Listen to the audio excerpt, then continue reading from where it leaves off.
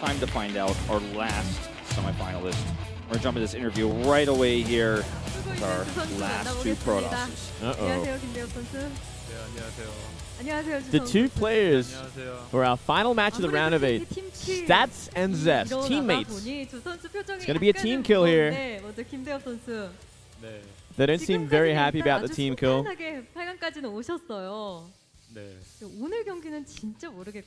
You advanced comfortably to the round of 8. Today's going to be your hardest challenge.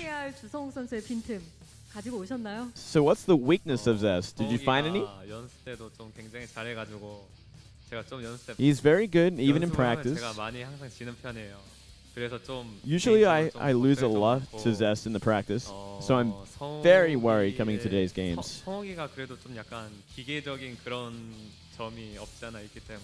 He's kind of like a robot, so maybe that could work as a weakness for him, like it does for Innovation. You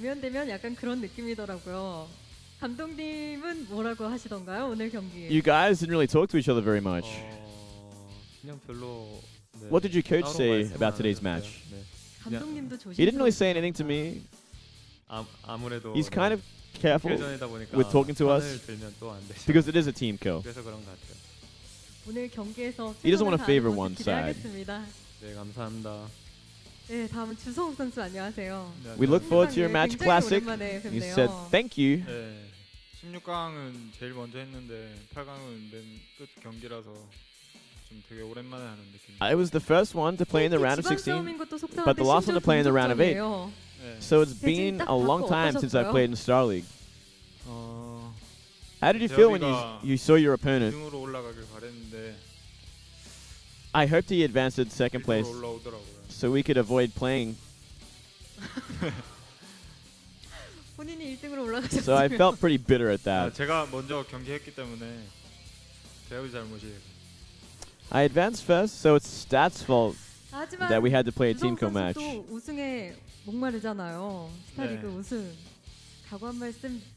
must want to be a champion of Star League. So what's your determination going into today's match? I was a Royal Roader at GSL. If I win this season, it's going to be a Royal Road. So I want to be the first player to be a Royal Roader, to be Royal Roader at both of these Star Leagues in Korea. The first one. Butchered that. But there we go, Wolf. There we go, man. Both players have done it, and we're going to be jumping into this last round of 8 match in just a moment. Yeah, this should be a pretty good one. Let's break down these two stats a little bit here. Stats, speaking of stats, has played an overwhelming amount of Terran. He's played 54% of his games, like over half of his games have been versus Terran. And he's known for his Protoss versus Terran matchup more than he is in his PvP matchup. But it's actually his worst matchup. It's just that in recent times he's had such a good, he's done such a good job in that. Yeah. Yeah, absolutely. Look at those Protoss stats. 11-4. That's actually the best he has. Very impressive. Oh, wait, he's got actually 7 Zerg wins and no losses. Never mind. Well, of course, this is only in Star League and Pro League stats. But taking a look at Zest stats here, his Protoss win rate 10-5. He's taken a lot of recent losses to Creator in Pro League. Of course, those are in best of ones. Oh, yeah. So many of them recently. Kind of disappointing, but he does well against every other Protoss. So it's hard to say how he's going to go against a teammate Protoss like this. I kind of favor Stats going into this one simply because he's just been a monster in Pro League and in Star League recently. Yeah, me too. I feel like he's just been more consistent overall. But, Zest has experience in these types of situations. He has experience in these higher rounds. And,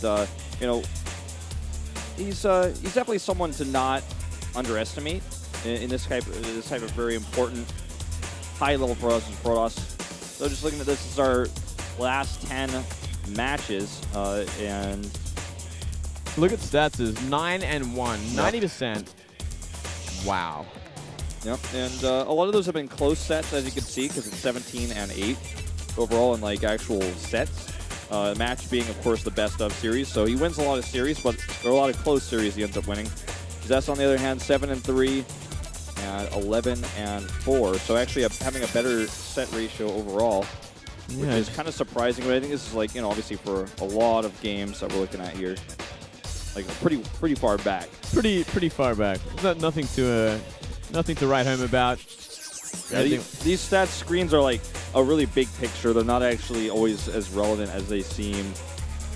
Just a little nitbit going into this, a little bit of interest there. Yeah. But we have to wait and see when we jump in game, because it's going to be totally different games to what these guys are used to, being teammates of the same race. It's going to get kind of crazy. Hopefully we do see it go to Game 5, especially after that first best of 5 we had today. These are these two players' results in their last 10 best of 5s. And just looking at it, 6-4 for Zest and 5-2 for Stats. So again, you know, I feel like a lot more experience for Zest. He's played 10 best of 5s, you know, whereas Stats hasn't even played that many best of 5s. Yeah. So. Yeah, 5-2, still pretty impressive, but really from both sides, not that many games to really be like, whoa, this guy's clearly the best. They're pretty similar in percentages. Yeah. So let's have a look at the maps. King Sejong Station, Overgrowth, Cactus Valley, Merry-Go-Round, and Expedition Lost. Getting rid of Deadwing and Vani. I like that. You know, there's kind of maps that are a little bit wonkier, a little bit late game oriented. Yeah, Vani gets really weird, and Deadwing is just an ugly map for PvP. Nobody likes it. Well, it's just boring more than anything else. Let's be real for a second. Well, Cactus Valley can often be that way as well. Oh, I didn't even think about it. That's going to go the distance. And Cactus Valley is also one of those maps that we don't see Pro Fields on very often, even in Pro League. That's why neither of these players have even had a televised map on Cactus Valley. Yeah, isn't that interesting? A very big map, and those chokes are going to make everything kind of that much harder to attack into. And if we go the distance, Expedition Lost could be pretty interesting as well, but that's going to be Game 5. That would be pretty fun to finish things off on. Sejong Station, my favorite map in the pool. I'm glad we get to start with it. Yeah, you know, I love this map. It never went out of fashion. Just set the pace, you know, set the momentum for one of these two. Yeah. Oh, yeah. Let's see what these guys have planned. I'm really interested to see how crazy this is going to get. Me too, man. I think it's going to get totally wonky as anything goes. All right, guys, let's jump into game number 1 here on King Sejong Station.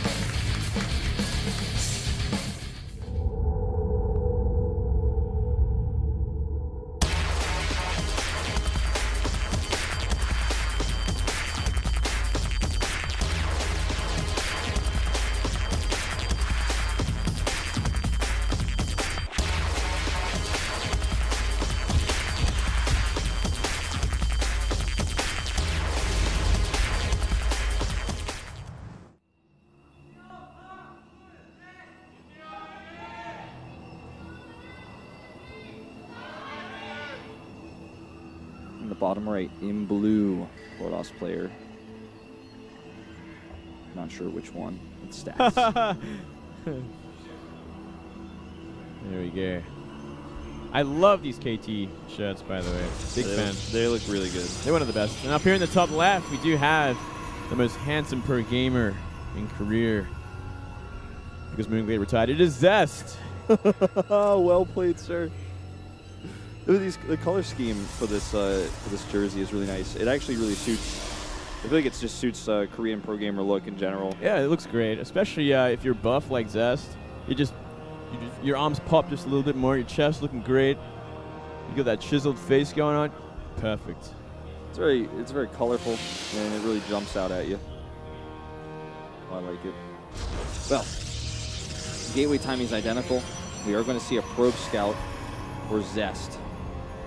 Oh boy, they did that mirror matchup thing where the production tab and the score displays are blue is at the top and red is at the bottom, even though it's the opposite way in the actual map. No, I just noticed that too.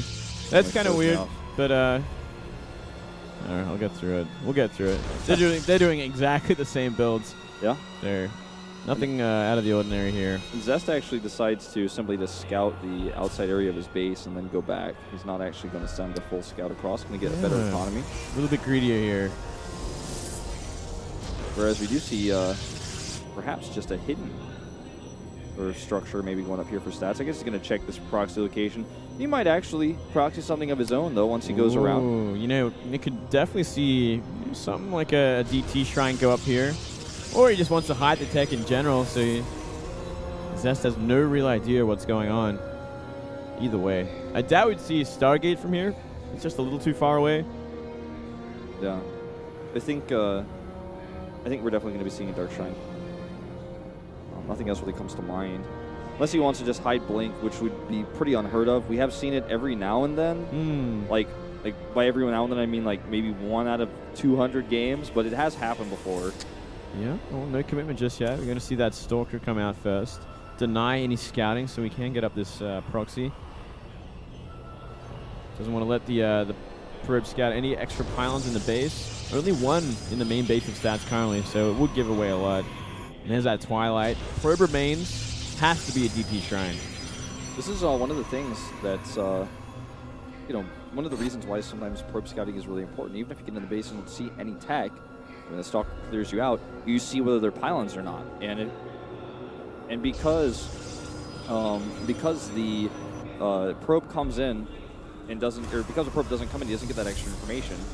I just got an update, by the way, as I was telling you guys that we're actually going to be using the SC2 Pro League channel on Twitch today because of technical difficulties. So go ahead and jump into that. I know we're a bit late here for that, but it's open. And there's a Dark Shrine as we predicted, Moonglade. As we jump into this, and the very first scout this game for Zest is going to be this Mothership core.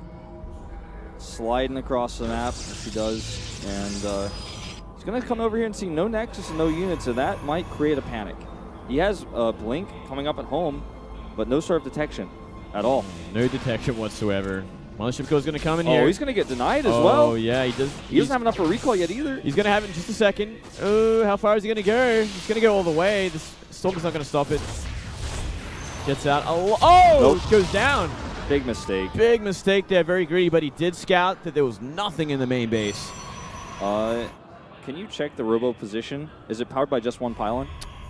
It looks like it.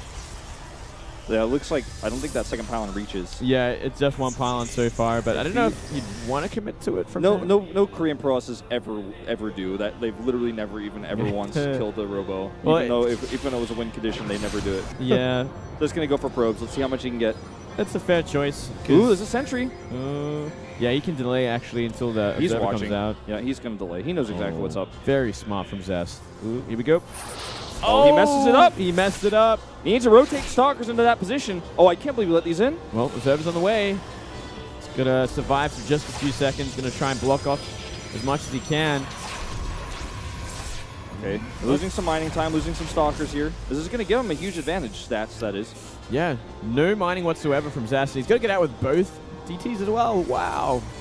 Really nicely done. Yeah, I mean, that was, all things considered, like a great opportunity since he missed that force field. And I'm actually surprised he was able to get that much damage done and escape. Yeah, that was a lot of damage, you know. No mining for that much time.